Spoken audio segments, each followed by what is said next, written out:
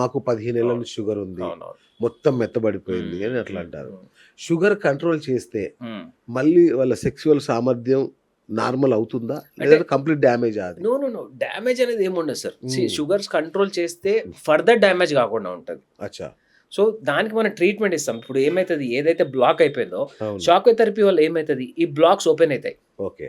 Shock wave therapy ఏం చేస్తామంటే sir, ఇప్పుడు అంగం పైన అంగం లోపల వెజల్స్ ఉంటాయి కదా.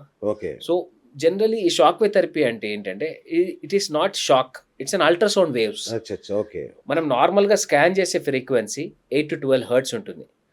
మనం దీంట్లో యూజ్ చేసే probes 120 to 160 hertz sound use చేస్తాయి. ఓకే. యూజ్ చేసి ఒక 8 mm డెప్త్లో వెజల్ని హిట్ చేసినప్పుడు అది కొత్త వెజల్స్ని క్రియేట్ చేసేది టెక్నాలజీ. మేము చేసేది ఏం లేదు, okay. Machine does the job. Right. మేమేంటంటే ఏ పేషెంట్కి ఎక్కడెక్కడ ఇస్తే బెటర్ అవుట్కమ్స్ ఉంటాయి. ఓకే.